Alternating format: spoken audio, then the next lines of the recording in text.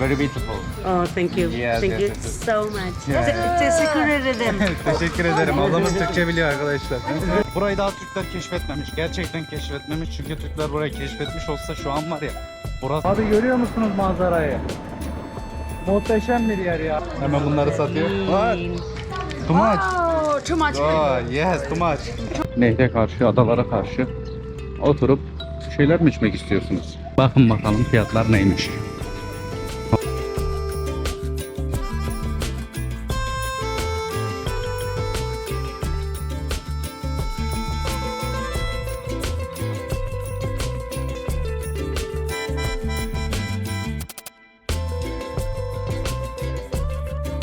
Burada polis yok. Burada devlet yok. Burada kanun yok, kural yok dostlar.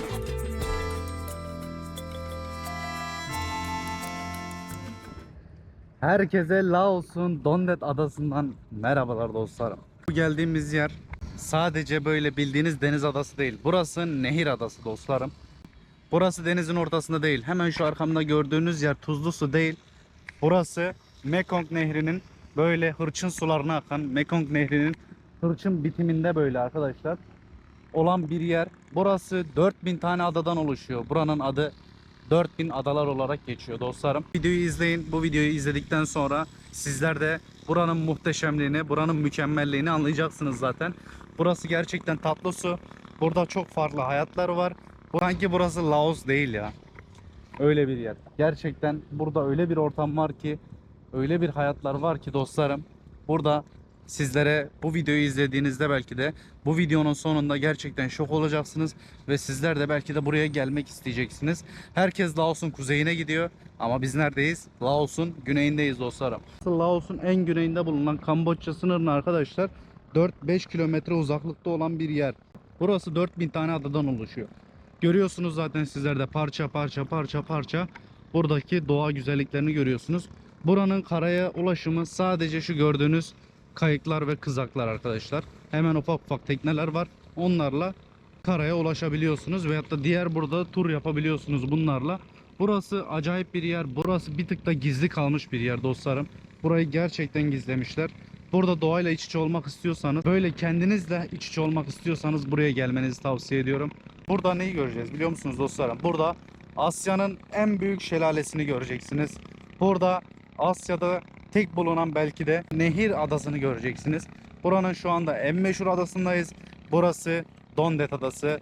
Hepiniz kanalıma hoş geldiniz. İyi seyirler dilerim dostlarım.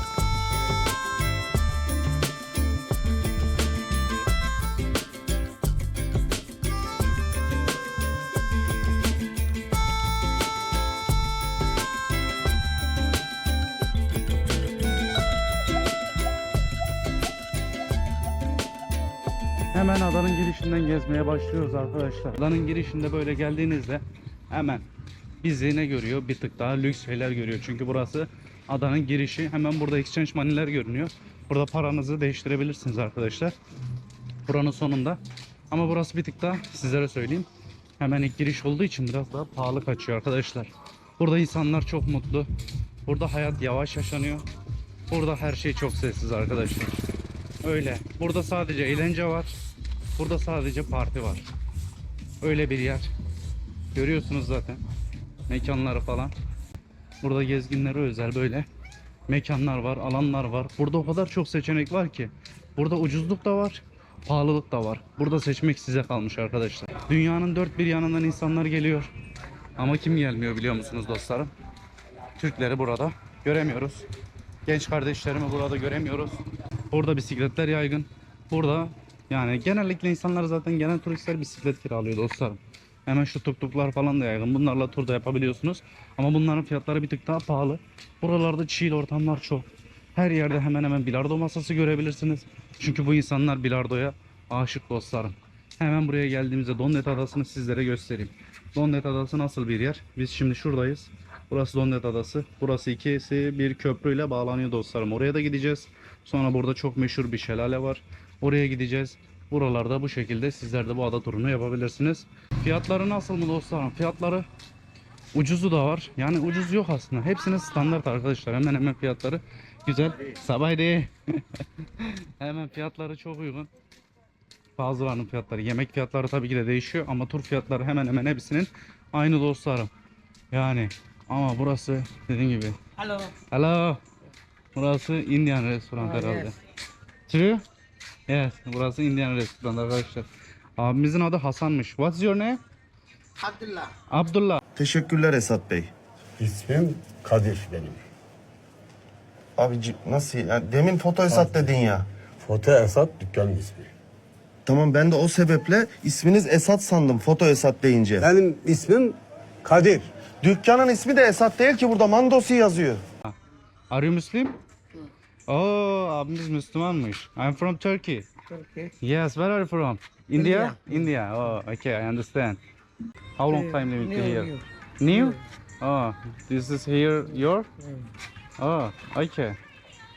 Thank you. Good luck. Nice to meet you. Burası Abdullah abimizin yeriymiş. Hasan yazıyor. Hemen Indian abimiz helal diye geçiyor burada. Burada akşam yemeği yiyebiliriz. Hemen fiyatlarına da bakalım ya. Maybe I'm eating the here. Okay. Hemen fiyatlarına bakalım. Vegetable samosa diyor. Chicken samosa değişiyor. Arkadaşlar fiyatları hemen hemen aynı dediğim gibi adalardaki. Bakarız buraya geliriz birazdan.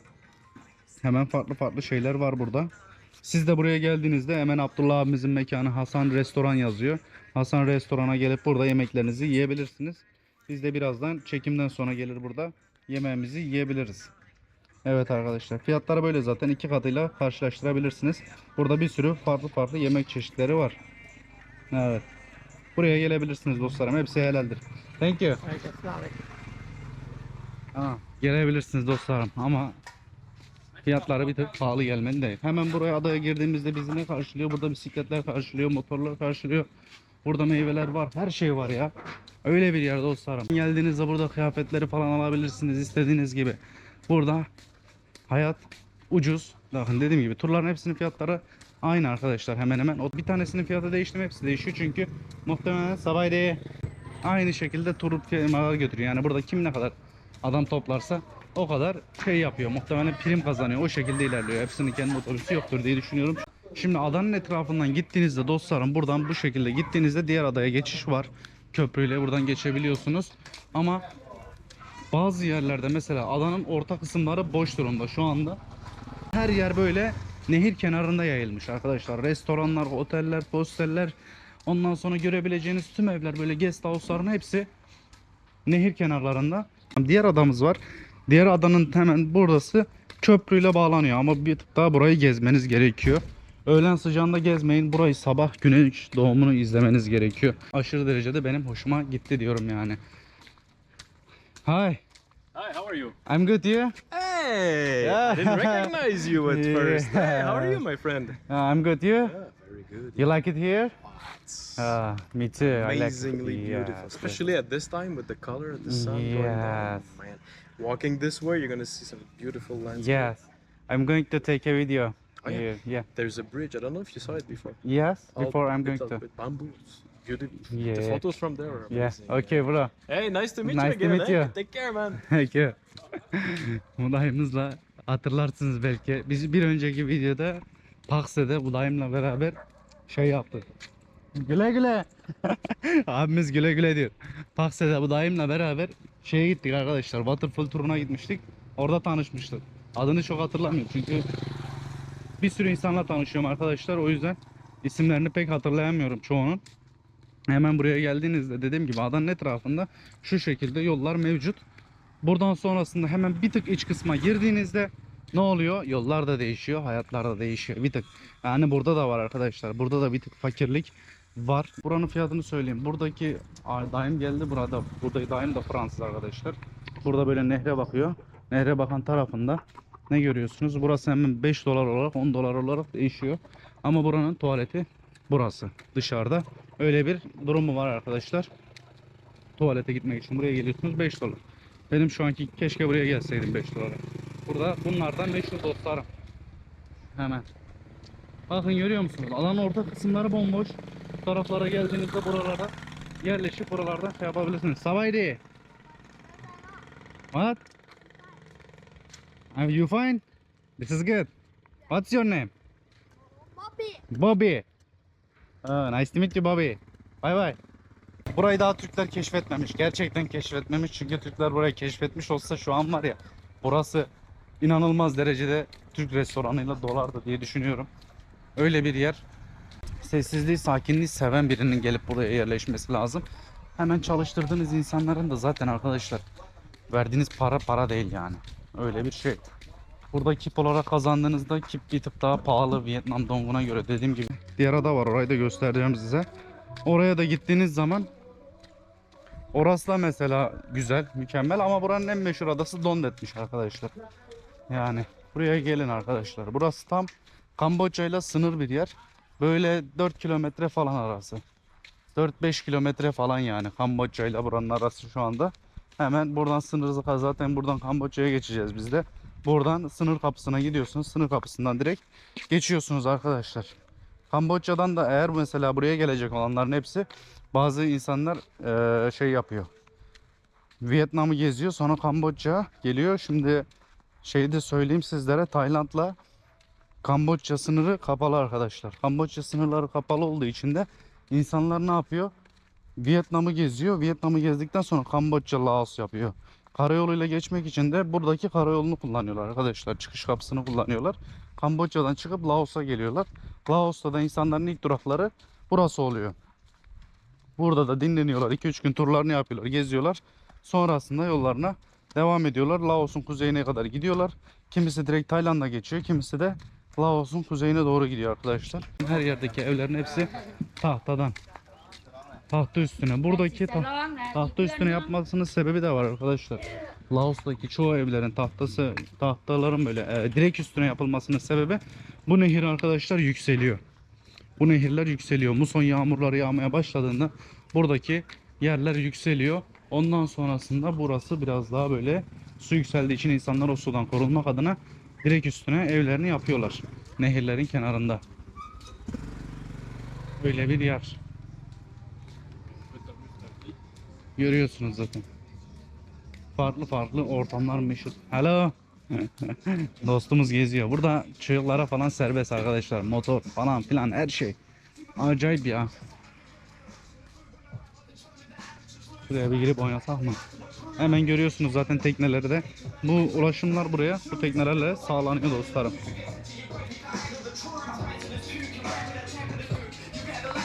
Acayip chill ortamlar. Kardeşlerim çalışıyor. Görüyor musunuz? Village her yer. Ortam şahane. Geldiğinde dediğim gibi bakın her yerde tavuk, her yerde horoz görebilirsiniz buralarda. Hemen şu arka taraflarda da insanların kendi evleri var. Ama mümkün olduğunca insanlar sadece bir odada yaşayıp diğer geri kalanları işletmek istiyor arkadaşlar. Hemen gördüğünüz gibi kafelerin hepsi böyle nehre bakıyor zaten. Her yerde dediğim gibi bilardo masalarını görebilirsiniz. Mümkün olan her şeyi yapmaya çalışacağım. Ama dediğim gibi kısıtlı bütçeyle ne kadar ne yapabilirim bilmiyorum. Siz geldiğinizde buraya daha farklı şeyler de yapabilirsiniz. Daha farklı eğlenceler yapabilirsiniz. Tekne turları yapabilirsiniz. Kayak yapabilirsiniz. Burada lastiklerin üstüne binip burada lastiklerle beraber sizi götürüyorlar dostlarım. Onunla beraber oralara gidip lastikle beraber böyle hem yüzebilirsiniz hem de şey yapabilirsiniz. Nehir çok derin değil. Gerçekten çok derin değil. Nehir hemen hemen en fazla belinize falan gelir. Çoğu yer arkadaşlar. Doğayla iç içesiniz. Buraya gel baba, bir hafta kal. Enerji depola, geri git buradan, öyle bir şey. Size bir şey söyleyeyim mi? Paksi'den de buraya tatile geliyorlar. Yolda gelirken bir tane abiyle tanıştık. Abi diyorum ki, abi diyorum sen diyorum burada mı yaşıyorsun? Yok diyor, ben diyor tatile geldim buraya diyor. Arkadaşım var burada diyor. O da bir hafta diyor tatil yapacağım diyor. O dedim mis gibi vallahi, 10 numara. Geliyormuş burada tatilini yapıyormuş. Takılıyorlar. 10 numara hayatlar arkadaşlar. İnsanlara sadece böyle bir ev yetiyor biliyor musunuz? Sadece böyle bir ev burada yaşamaya, burada vakit geçirmeye yetiyor dostlarım. Öyle bir şey. Yeni yapılaşmalar da mevcut ada içerisinde. Burası var ya 5 seneye, size bir şey söyleyeyim mi? 5 seneye burası bomba gibi bir yer olur. Gerçekten söylüyorum. Çünkü muhtemelen bundan birkaç sene önce buralarda bu evler bile yoktu. Burada hepsi yeni yapılar yapılıyor. İnsanlar daha çok keşfetmeye başlıyor burayı. Çünkü muazzam arkadaşlar. Gerçekten eğer böyle bir ortamı seven varsa, aklında hostel veyahut da işletme açmak isteyen varsa gelip burada işletmesini açabilir. Gerçekten rahat bir ortam. Burada polis yok. Burada devlet yok. Burada kanun yok, kural yok dostlarım. Burası öyle bir yer. Burası öyle bir rahat bir yer. İnsanlara şey yapmışlar ama. Tabela asmışlar. Onu görürsem bir daha size göstereceğim. Çıplak gezmek yasaktır, çıplak denize girmek yasaktır diye tabela asmışlar. Öyle bir ortam yani. Hemen geliyorsunuz, buradan biletinizi alıyorsunuz. Sonrasında içeriye doğru giriyorsunuz dostlarım. Songamit Waterfall diye geçiyor arkadaşlar burası.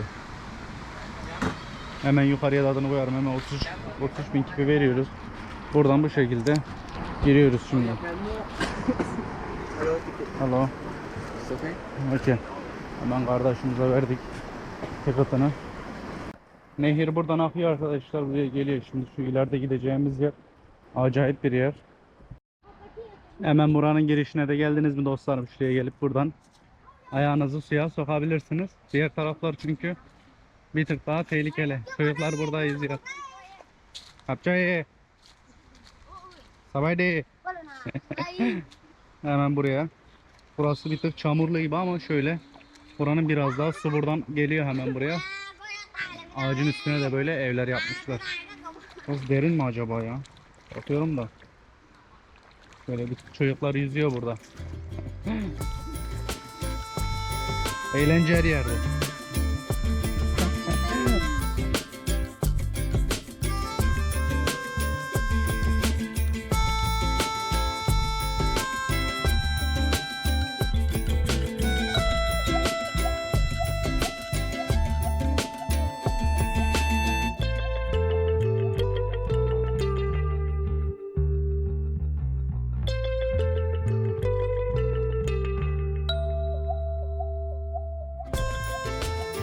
Gerçekten burası 4000 tane adadan oluşuyor arkadaşlar bu şekilde. Yani Laos manzaralarıyla zaten muazzam bir ülke. Yüzebileceğimiz yeri görsem hemen atlayacağım suyun içine. Çok güzel ya orası. Tam bir doğanın içerisi arkadaşlar. Jungle'ın içerisi. Ya abi şu manzarayı görüyor musunuz ya? Ondan sonra diyorsunuz parasız dünya gezilir mi? Abi geziliyor işte. Minimum yaşıyorsun ama geziyorsun, öyle bir şey var ya. Vallahi billahi. Şu manzarayı var ya. Nerede göreceksin ki abi? Ya bakın size bir şey söyleyeyim mi? Türkiye'de de muhteşem yerler var. Türkiye'de de muazzam yerler var. İnsanlar zaten hemen söyleyince biliyorlar. Diyorlar ki aa Türkiye mi falan, çok güzel, biz geldik hemen. Ama bizim insanımız da gelsin abi buralara. Gelin gezin. Kısa süreli de olsa. Biraz Türkiye'de duracağım, biraz geleceğim ama abi neyse ya. Bakın şu manzaranın güzelliği. Acayip bir şey ya. Bu su buradan akıyor arkadaşlar. Şurada birikiyor. Buradan da hepsi aşağıya doğru geliyor. Bu su zamanla böyle sezonunda yükseliyor arkadaşlar.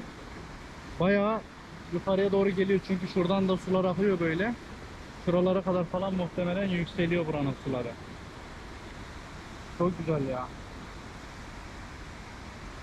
Abi görüyor musunuz manzarayı? Muhteşem bir yer ya. Bakın. Şöyle hemen arkamı dönüyorum. Abi muhteşem bir yerdeyiz ya. Buranın manzaranın güzelliğine bakın. Yani ben konuşacak bir şey bulamıyorum. Cidden konuşacak bir şey bulamıyorum. Sadece manzarayı izletmek istiyorum.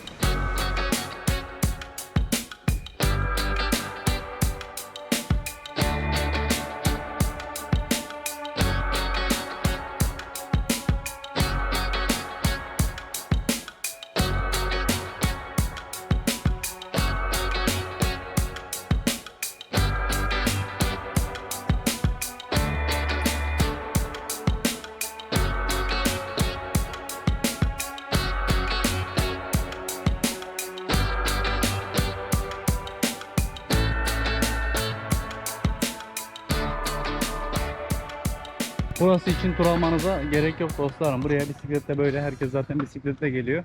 Sizler de bisikletle buraya gelebilirsiniz. Buranın etrafında bu şekilde böyle satış yapıyorlar. Hemen bakalım. Fiyatları biraz pahalı olabilir ama bakıyoruz şimdi fiyatlarına. Tabii.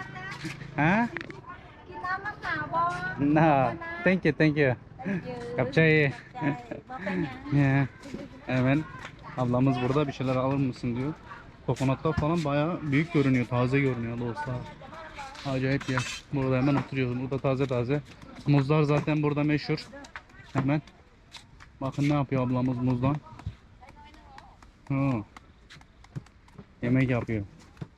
Bu diğeri de salatalık. Onu böyle kıtır kıtır kesiyor.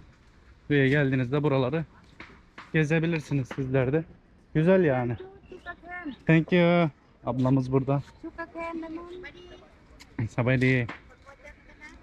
Ablamız da burada hemen. Satışını yapıyor. Ha? Ne thank you. Kapçayı. Hem yaşayanlar var burada. Aynı zamanda hemen suyun kenarında arkadaşlar burası. Biraz turizm gibi dökmüşler buralara. Bu şekilde araçlar var zaten. Buraya gelirseniz bunlarla da gelebilirsiniz. Gizli ve saklı kalmış bir beach arkadaşlar. Burada da mekanlar falan var zaten. 2 tane 3 tane sabahleyin. Thank you. Daha şöyle gidersek zaten buradan böyle yüzdün gittin arkadaşlar. Nereye varıyorsun? Kamboçya. Buradan yüzerek Kamboçya'ya gidebiliriz ya. Öyle bir durum var.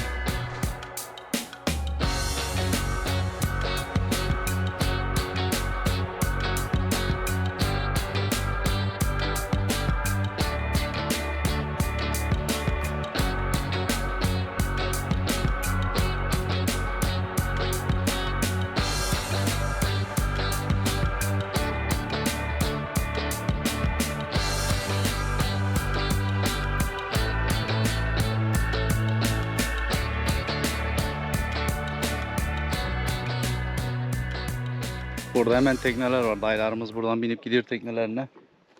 Ondan sonra biz de şimdi burada suya gireceğim de suya baktım çok da temiz değil gibi duruyor. Ama güvenli diyorlar. Yani yüzebilirsin dediler. Sıkıntı yok. Bakalım şöyle bir de yukarıdan. Burası ücretsiz. Buraya gelirsiniz. Tam böyle trekkinglik bir yer ha. Suyun kenarından.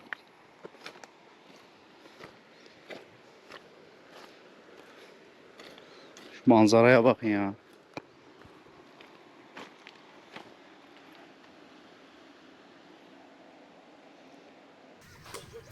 Sabahleyin. Hemen biz de katılalım mı? Hop. Oo, bayağı da iyi oynuyor ha. This is good. Dostum tek ayağıyla var ya. Kaç oldu bu ya? Acayip bir ortam var. Oo. Atamadı. Atamadı.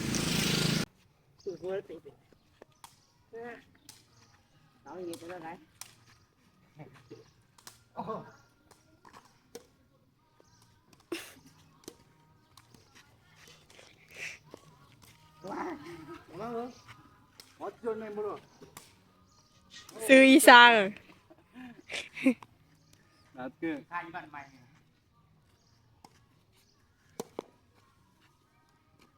Arkadaşlar şöyle bir topla oynuyoruz. Plastik topla değil.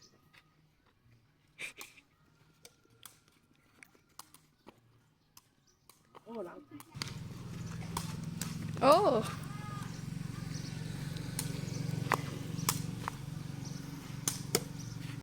Dondet Adası'nda hayat böyle arkadaşlar. Hemen yan tarafınızdan Mekong Nehri akıyor. Burası kaç taraf? Dondet Adası. Burası başka bir ada arkadaşlar. Acayip ya. Şurası her yer böyle zaten. Tahtadan evler. See your mount.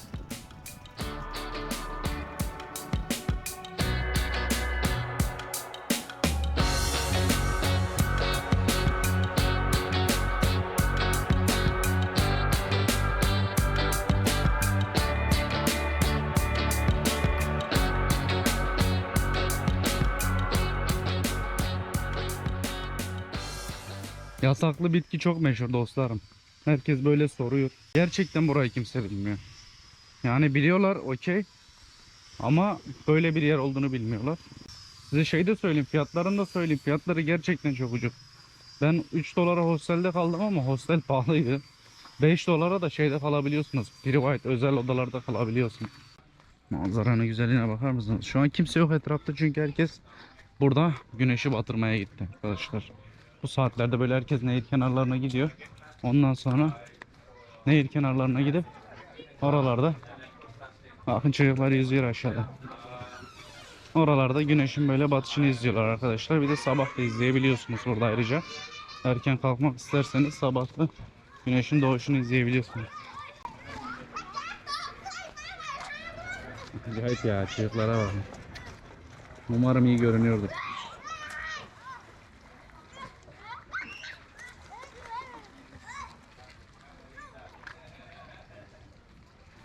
Buradan isterseniz Vientiane'e kadar otobüs gidiyor arkadaşlar.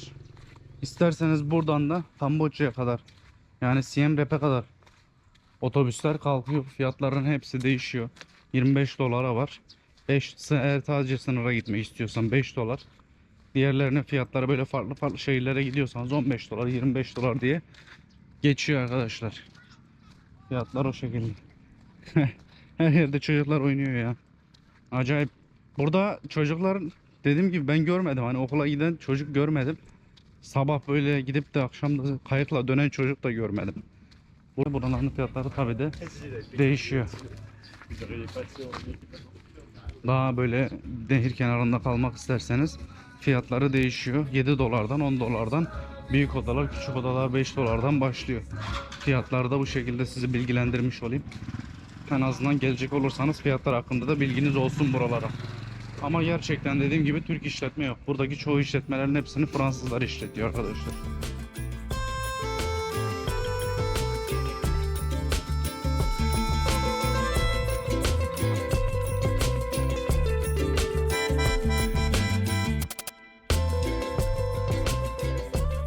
Buraya geldiniz.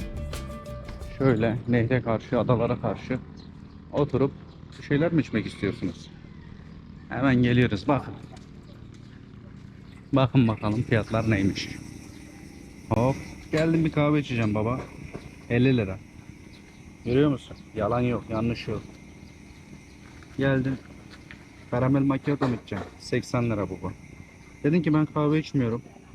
Ben muz içeceğim, muz suyu. Mix et, muz suyu. Karıştırırsan eğer 5 daha koyuyorsun, 30-60 lira yapıyor. Kola mı içeceksin? 40 lira. Kutu kolalar. Farklı farklı. Alkoller 70 lira. Şimdi geldin karnın acıktı, yemek yiyeceksin. Chicken vegetables. Tavuk böyle yemeğe yapıyorlar. Pilavlı falan da olsa. Karışık. 6 kere 2 12. 120 lira bunun fiyatı. Öyle bir yer. Geldim. Pinan kola. 70, 2, 7, 14. 140 lira. Acayip ya. Görüyor musunuz? Fiyatları yalan yok. Gelirsin baba, yemeğini şuraya manzaraya karşı oturursun. Şurada yersin yani. Hapçayı. Hemen buraya oturursun, bakın nehir kenarında. Hepsi böyle. Seç beğen otur dostum. Gel buraya. Bak beğenmezsen 2-3 gün takıl.